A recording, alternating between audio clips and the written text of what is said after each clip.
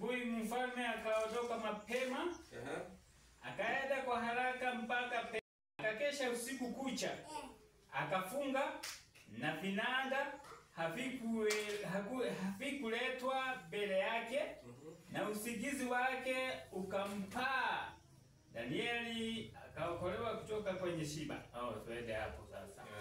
Asubuhi mfalme akaondoka mapema, akaenda kwa haraka mpaka penye lile tundu la shiba. Naye alipolikaribia lile tundu, akamlilia Danieli kwa sauti ya huzuni. Mfalme akanena, akawaambia, Danieli, ewe Danieli, mtumishi wa Mungu aliye hai, je, Mungu wako unayemtumikia daima aweza kukuponya na simba hawa? Hata mfalme alijua tu Danieli ataponywa, maana ndio unaona alisumbuka na akaenda akafunga, hata kutaka kusikia story zote za Danieli yake. Kila mmoja alikuwa amezoea maisha ya Nazara, hakufanya siku hiyo. Hakufanya. Hata mwenyewe ndio Danieli anamuga makide kani ndio ndio yake na yeye. Kwa sababu naye alijua yenyewe Danieli ni mtu perfect. Na naye mwenyewe Danieli ni mtu na kile akigamba kama kilo torata tena. Mungu wangu amemtuma malaika wake, Danieli, naye ameyafumba makanwa ya simba, nao hawakunidhuru, kwa kuwa mbele zake mimi nilionekana kuwa sina hatia. Tena mbele yako, ewe mfalme, sikukosa neno. Basi mfalme akafurahi sana, akaamuru wamtoe Danieli katika lile tundu. Ndipo Danieli akatolewa katika lile tundu, wala dhara lolote halikuonekana mwilini mwake, kwa sababu alikuwa amemtumainia Mungu wake. Amen. Unaona? Yeye hakudhurika hata na kitu chochote. Maana alijua Mungu atamfanya nini? Atamuokoa. Amen. Na hata kama angemtoa pale, bado Danieli angemkana Mungu.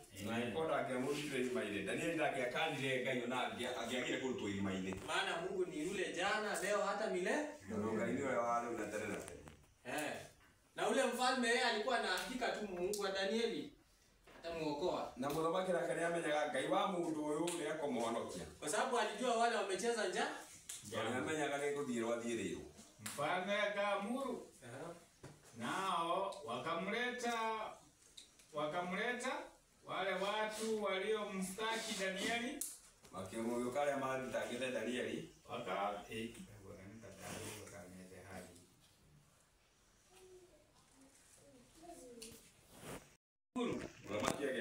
Nao wakamleta wale watu waliomstaki Danieli, wakawatupa katika tundu la simba. Wao na watoto wao na wake zao, na wale simba wakawashida, wakaifuja mifupa yao vipande vipande kabla hawajafika chini ya tundu. Kwa hivyo wale walitaka kumaliza kanisa la Bwana ama kuharibu kanisa la Bwana. Wao ni waliua.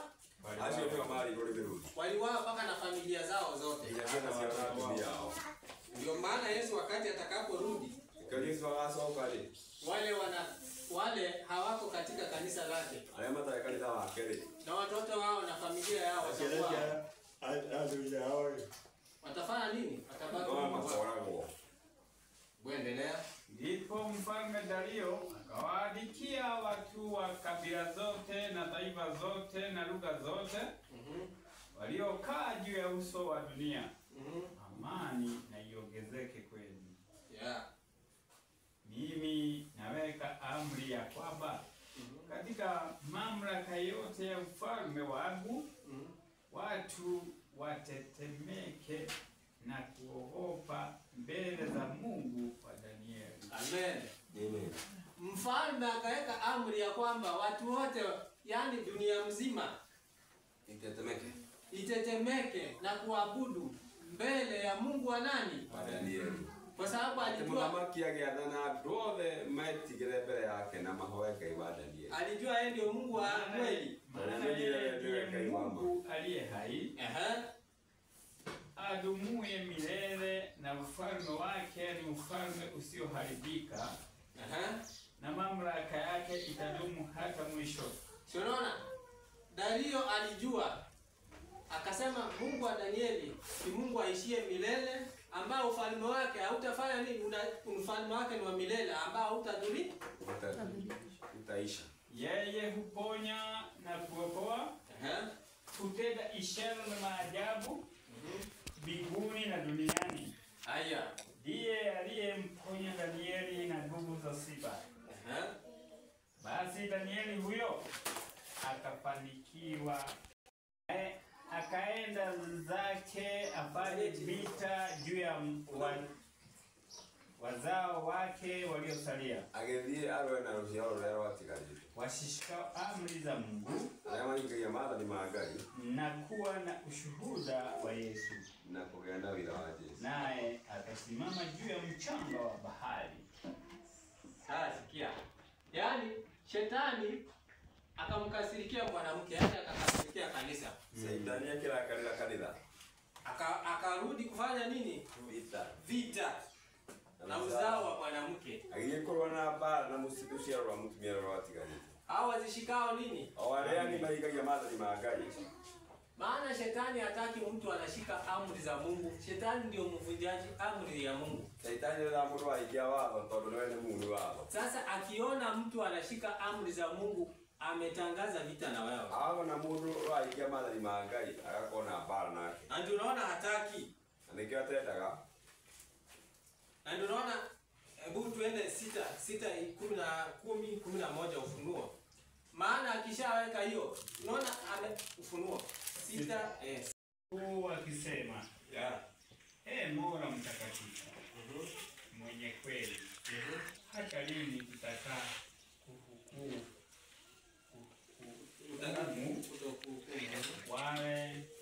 wala kuipatia haki damu yetu kwa hao wakao juu ya nchi, nao wakapewa kila mmoja nguo ndefu nyeupe, wakaambiwa wastarehe bado muda mchache, hata itakapotimia hesabu ya wajoli wao na ndugu zao watakaouawa vile vile kama wao. Kumbe pia kuna wale watakaouawa, wale wanashika amri za Mungu. Kwena agema kora go ora maigagia maathani. Wanangoja na ushuhuda wa Yesu. Watauawa. Ni makora go.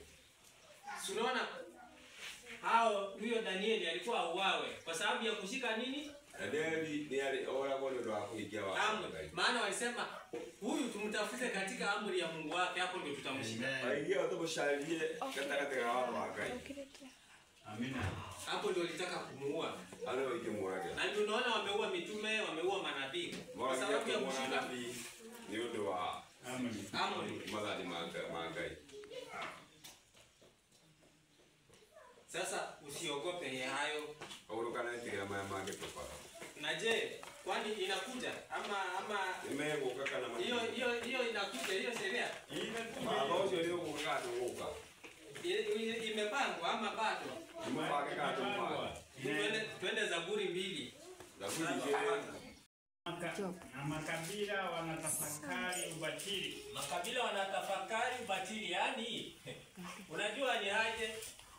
Mbona mataifa wanafanya ghasia, si ndio? Yaani unaona hizi vita zinaendelea taifa. Baba isi ama poroli. Na makabila wanatafakari ubatili. Na makabila ila tani watu. Hiyo ubatili makabila wanachukiana. Makabila ni sira maadhurana. Jaluo anachukia Mkikuyu anachukia huyo Mnandi huyo.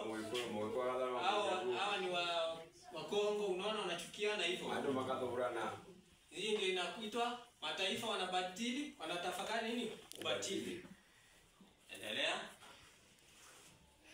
wafalme wa dunia wanajipanga, Samaki na wakuu wanafanya shauri pamoja juu ya Bwana na juu ya Masihi wake. Wanajipanga, wanafanya shauri juu ya Mungu na Masihi wa. Ni maana kama wewe na Ngai na wale akamwitiria maguta. Hawanakuja kupigana, hawakuji kupigana na Mungu, wanapigana na watu wa Mungu hao. Mao gakorwa na andũ a Ngai no ti Ngai. Kwa kubadilisha nini? Sheria yake. Gakorwa watho wa Ngai. Hebu tuende Zaburi 83 mstari wa kwanza. Usistarehe, Mungu usinyamae, wala usitulie. Maana adui zako wanafanya ghasia, nao wakuchukiao wamefinua vichwa vyao. Hapo unaona hiyo ni hiyo tafsiri vizuri. Inasema hapa, inasema hivi kwa Kizungu. Keep not thou silent, O God, hold not the peace, and be not still, O God. For the Lord thy enemy make a tumult, and they that hate thee have lifted up the head. Kichwa kimoja. Hata kwa Kiebrania ama kwa Kigiriki imeandikwa hivi. Imeandikwa hivi. Hiyo imeandikwa hivi.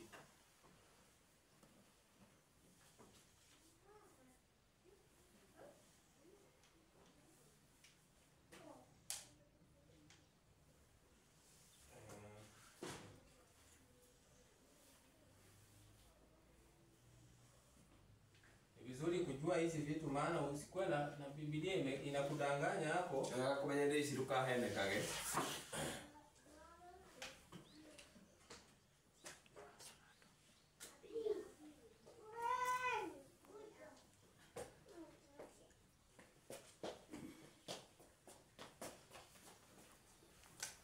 Alafu ina 17:12. Wanataka kuinua hiyo kichwa kupitia nini? Maana hao wafalme wa dunia wanataka kuserenda mamlaka yao kwa hicho kichwa. Na vile pembe 10 ulizoziona ni wafalme 10 ambao hawajapokea ufalme bado. Lakini watakapopokea mamlaka. Ufunuo 17:12. Sasa hao wafalme 10 uliowaona, hizo pembe 10 ulizoziona ni wafalme 10 ambao hawajapokea mamlaka bado. Wapokea saa moja. Wapokea mamlaka kama wafalme muda wa saa moja pamoja na yule mnyama. Kwa hivyo wanapokea mamlaka saa moja pamoja na yule mnyama. Makoromokera wathani hamwe na nyamu iyo. Memalizia hiyo andiko? Labda niende 3:13. Hawa wanashauri moja. Nao wampa yule mnyama nguvu zao na mamlaka yao. Kumbe hawa wako na shauri moja tu. Wako na muoroto umwe. Wanapatia yule mnyama nini? Mahanga nyamu yoki. Nguvu za inya wayo. Hao watafanya vita na mwana kondoo. Na mwana kondoo atawashinda. Na mkaona katume. Bwana ni mfalme na bado walio pamoja nao. Kwa hivyo hawa wako tu na shauri moja. Mena muoroto umwe. Patia huyo mnyama nini? Kuwekera nyamu iyo nguvu zake. Nguvu zao. Sasa wanabaki powerless. Sasa huyo ndiye anabaki mkuu. Kupitia nini? United Nation. Kutoka United Nation. Ukiandika hapo New World Order, United Nation, Club of Rome, 10 Kingdom. Madama kama 10. Iko hapo. Waligawa tayari dunia. Sasa hao wanampatia huyo mnyama hivi. Hiyo nguvu zao hivi. Magakaga nyamu ina wao. Kupitia New World Order. Kutoka New World Order kana wao wakiwi. Ndio wanataka nini? patie huyo mnyama uzao. Kagenya ya moyo hinya wayo. Kwa hivyo sheria inakuja. Wala ni roka. Sheria inakuja. Wala ni roka. Na sijui kama mmesikia tayari. Unajua US tayari asha saini tayari. Amerika inailete. Anasema anataka kurudisha Ukristo Amerika. Ndio huyo Kristo wa Amerika. Na anasema ni wa Sunday. Anawa Sunday. Hata mkimsikia kwa nini ni Sunday. Sasa hiyo ni Ukristo anarudisha ama ni shetani anarudisha? Kristo anaondoa. Anaondoa.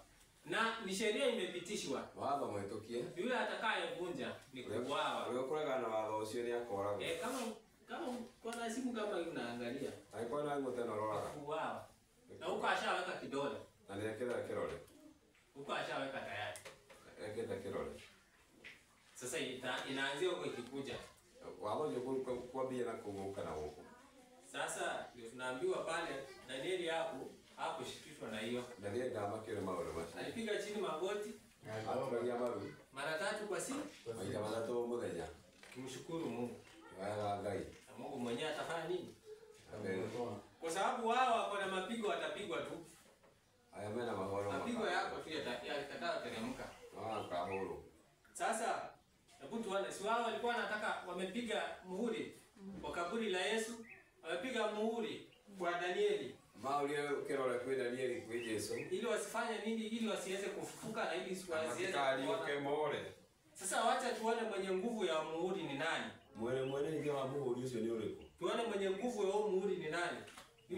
Yule atakaye kuja kupiga muhuri kwao kabisa. Hebu tuende Ufunuo 20.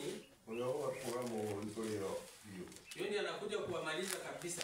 Unaoa kwa muhuri na hiyo. 20. Moja. Wawe mwe. Kisha nikaona malaika akishuka kutoka mbinguni. Aha. Mwenye ufunguo wa kuzimu. Hebu fika hapo kidogo kwanza. Kisha nikaona malaika mwingine akitoka wapi? Mbinguni. Huyo malaika ni Yesu. Yeah. Malaika sio tena Yesu. Mwingine ndiye alikuwa anabishana anasema hapana, Yesu hawezi kuwa malaika nini? Nikamwambia huko mbinguni kwani Yesu alikuwa anaitwa nani? Kule matuile kwa Yesu atakuwa katoro. Bwana anaitwa Mikaeli. Malaika nake kwa Yesu. Ama malaika. Ukiona Biblia imekwambia malaika mwenye macho yake yanang'ara kama jua. Biblia Biblia kwa malaika temeka. Miguu yake mali tataliwa na magoro make na madhari muno. Hiyo imechomwa imesuguliwa na nini? Macho yake yanang'aa. Huyo ni Yesu. Kama nyangosho ni Yesu radio au. Ama Mikaeli, maana Mikaeli ni yule anafanana vile Mungu alivyo. Ndio maana ile jina Mikaeli. Ndio hana na rega ya taji. Sasa yeye ndiye anashuka na nini? Osho ndio anaikoroka. Na akafungua mwenye ufunguo wa kuzimu. Unaweza kikoroka kwa goma. Na mnyororo mkubwa mkononi mwake. Akamshika yule nyoka wa zamani, ambaye ni Ibilisi na Shetani. Akamfunga miaka 1000. Basi tuliona hapa ndio kuzimu na hapa ndio jehanamu. Ndio kuzimu kana imani targetuli. Kwa hivyo Shetani atakuja kufungua hapa ndani yako huko. Hebu teremka. Akamtupa katika kuzimu. Akamfunga katika muhuri juu yake. Kurudia. Akatia muhuri juu yake. Asipate kuwadanganya mataifa tena. Hata ile miaka 1000 itimie. Na baada ya hayo yampasa afunguliwe muda mchache. Kwa hivyo ndio nani atatia muhuri kwa Shetani? Kristo mwenyewe. Shetani atakuwa na uwezo wa kujitoa hapo kweli? Unaona yeye alikuwa anajaribu vitu vya kuigiza. Muhuri ni mateka. Unaona yeye alikuwa anajaribu kuigiza. Ati aweke muhuri kwa Yesu asifufu. Atenda iga muhuri kwa Yesu na wakalioke. Aweke muhuri kwa kanisa la Mungu yani lipotee. Muhuri kwa Danieli kanisa ni bora. Wewe kufikiria kama hiyo angefaulu, sasa ingekuwa watu wanaabudu nani? Ona kwa dunia kwa Shetani, aduma doa yao Shetani. Singekuwa ni Shetani anaabudiwa. Shetani wapewa yao. Maana hiyo ndio kikubwa alikuwa anatafuta tu. Ile kwa kile kile daga. Lakini Mungu hakukubali. No, kai tangeteke. Ndio hata ilikuwa kibali watu wawili kweli unaonekana na unalipuka unaenea. Umeonekana ukalipuka ndo hadi nake. Maana kanisa la Mungu aliwezi kufanya nini? Aliwezi kukosea. Na ndio unaona hata wale saa hizi ni wao wamekataa kufuata ukweli maana wamekuwa lazy kwa neno la Mungu. Wewe utajuaje pesa original na pesa fake? Na ukose kujua uko na imani fake ama imani original. Ongea hapo menyanda ambayo pesa fake na original. Unataka kuimenya kana wewe ni wale kiwango kana wa mahali. Unachongewa sanamu hapo unaanza kuiomba ati tuombe na ni mtu ako kwa kaburi. Bora kwa roho tena muro muhiano. Huwezi jua hiyo ni fake. Hapo utaongea menya pesa ni fake. Biblia inasema hivi wewe unasema hivi. Huwezi jua wewe uko fake, yaani uko hauko mahali nafaa. Ndio Wala hawataki kusikia injili ama vile Mungu anahubiri. Wanataka kusikiza vile shetani anahubiri kupitia walimu wake wa uongo. Alikemea hata kuimba shetani hata kuibua gai. Acha tufikie hapo. Sababu saa ndio mada. Ona dakika zangu dakika nitaziadila. Zimeisha, siwezi kuendelea zaidi ya hapo. Fikiria na bema kilia huko. Bwana awabariki. Amen.